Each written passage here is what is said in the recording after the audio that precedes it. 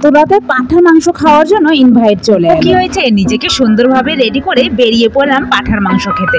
তো আমি কিভাবে সুন্দর করে রেডি হয়েছি সেটাই তোমাদের সাথে আজকের ব্লগে শেয়ার করব, আর কিভাবে গেলাম সেটাই শেয়ার করব। তো চলো, hey guys, welcome back to my channel Desi queen Panchu. আজকের নতুন ভিডিওতে সবাইকে অনেক অনেক ওয়েলকাম, অনেক অনেক ভালোবাসা। তোমাদেরকে এখন জাস্ট ঘড়িটা দেখাই, এখন বাজে ঘুরতে রাত্রি 9:30। আর এখন যাকে বলে এত রাতে ইনভাইট এসেছে, তার জন্য ঝটপট করে কি করলাম, বাবুটাকে কিন্তু খাইয়ে দাইয়ে বেশ করে ঘুম পাড়িয়ে দিয়েছি। তার জন্য কিন্তু চুমু দিয়ে দিলাম। কেন বলো তো, বাবুটা কিন্তু ঝটপট করে ঘুমিয়েও গেল। কি আর করা যাবে, চলো ঝটপট করে রেডি হবো। তার আগে দেখছি ইমা আমার আগাছাগুলো চারপাশে যেন বড় বড় হয়ে গেছে।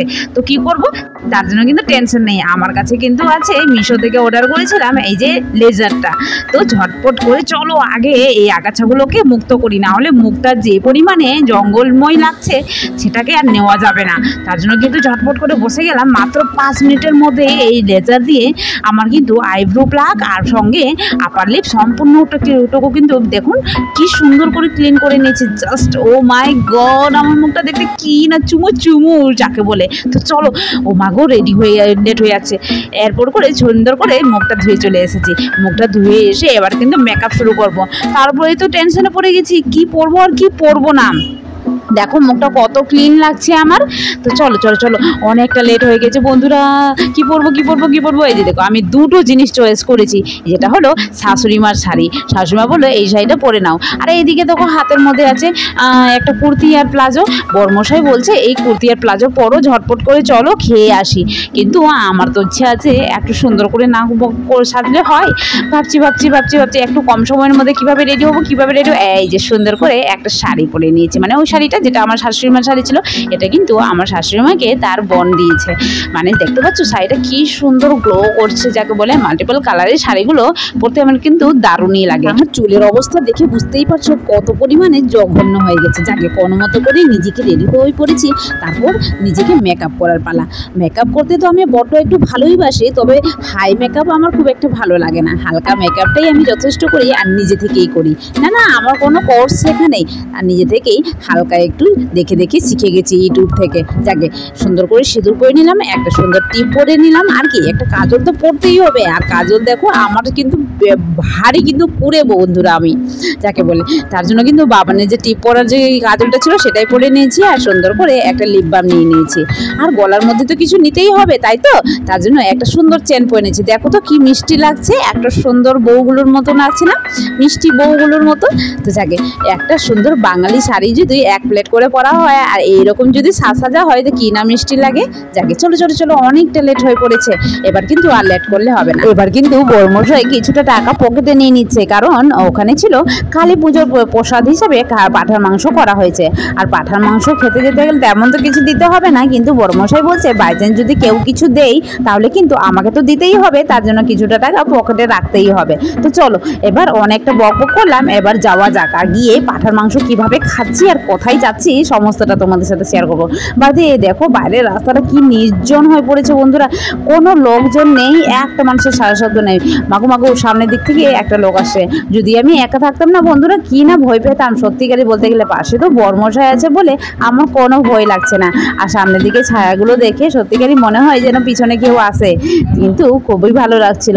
যাকে আমরা চলে এসেছি মাত্র 5 মিনিটের মধ্যে, কারণ আমাদের বাড়ি থেকে মাত্র 5 মিনিট ডিস্টেন্সে হাঁটা পথে ছিল। যাকে আমি এসে পড়ে কিন্তু এসে দেখছি যে পাঁঠার মাংস এখনো পর্যন্ত রান্না হয়নি। তোমরা তো জানোই পাঁঠার মাংস রান্না হতে একটু সময় লাগে, তার জন্য কিন্তু আমরা এসে বেশ বসেই আছি একদম। আর ভাবছি মাংস খাওয়ার জন্য সবাই দেখতে পাচ্ছি যে আমি বসে আছি, কিন্তু কি করার আছে, পাঁঠার মাংস বলে কথা, কিন্তু একটু তো বসতেই হবে, কারণ পাঁঠার মাংস একটু লেট করেই সেদ্ধ হয়। তো তার জন্য কিন্তু অনেকক্ষণ ধরে মানে প্রায় 10 মিনিট ধরে বসলাম। বসেই টসে বেশ করে ভালো করে খেয়ে দিয়ে দেখো আমরা বেরিয়ে পড়েছি।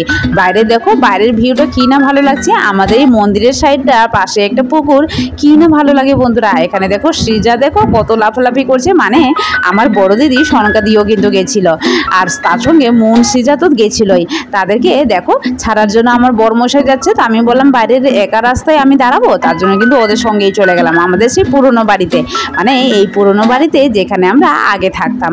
এখন তো আমরা নতুন বাড়িতে থাকি, কিন্তু এই পুরনো বাড়িতে দিদিরা যে থাকে, দেখো এই উপরের রুমটা যেটা তোমাদেরকে দেখেছি, যেটা এখনও লাইট জ্বলছে, সেই রুমে কিন্তু আমরা থাকতাম। সত্যিকার রুমটাকে দেখে একটা মায়া পড়ে যাচ্ছিলো।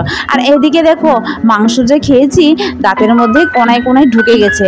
সত্যিকারে কী যে অসুবিধা করছে বন্ধুরা, আর বলে বোঝাতে পারবো না।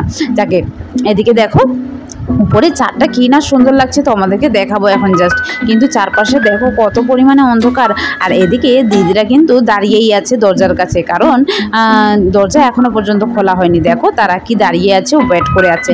আর এদিকে যে চারটা কথা বলছিলাম, চাঁদ উপরে কি সুন্দর লাগছে, একটু হালকা হালকা চারপাশে মেঘ, আর চাঁদটা কি পরিমাণে উজ্জ্বল আছে। যাকে তাদের দরজাও খুলে দিয়েছে। এখন আমি আর আমার বরমশাই চলো তাড়াতাড়ি করে যাই, চারপাশে কেউ নেই, প্রচুর পরিমাণে ভয় লাগছে, মানে বরমশাইয়েরও ভয় লাগছে, কারণ এত রাত্রি হয়ে গেছে। কোনো মতো করে দরজা টরজা লাগিয়ে আমরা কিন্তু ঘরে ঢুকি, চলো তাড়াতাড়ি করে। এবার চলে এসেছি, বরমশাই কিন্তু খেয়ে দিয়ে পেট পুরো করে নিয়েছে, আর আমার তো পুরো দাঁতের কোনায় কোনায় ঢুকে গেছে। আচ্ছা বলো তো আমাকে কেমন লাগছিল, তোমরা কেউ সবাই বলেছো তো? অবশ্যই বলো আমাকে কেমন লাগছে। আর এদিকে দেখো আমি বের করেই যাচ্ছি দাঁতের কোনা কোনা থেকে, মানে এই পরিমাণে মাংস ঢুকেছে, কিন্তু খেতে কিন্তু বহুত টেস্টি ছিল বন্ধুরা। আর এদিকে দেখো বাবুটাকে যে ঘুমিয়ে গেছিলাম এই লম্বালম্বিভাবে, সে কিন্তু দেখো ঘুরতে ঘুরতে কোন দিকে চলে গেছে। কিন্তু সত্যিকারই বলতে গেলে আমি তো ভাবছিলাম সে উঠে যাবে, কিন্তু মা গো মা, কি সুন্দর ছেলে আমার, সে কিন্তু উঠে পড়েনি। যাকে খুবই ভালো লাগলো। তো চলো অনেকটা বকবক করে নিলাম, আজকের ব্লগটা এখানে পর্যন্ত। আর তোমাদের কেমন লেগেছে অবশ্যই জানিও। এখন দেখো বাজে ঘড়িতে 11:15, মানে প্রায় 11:15। তো অনেকটা রাত্রি হয়ে পড়েছে, এবার কিন্তু ঘুমোতে হবে।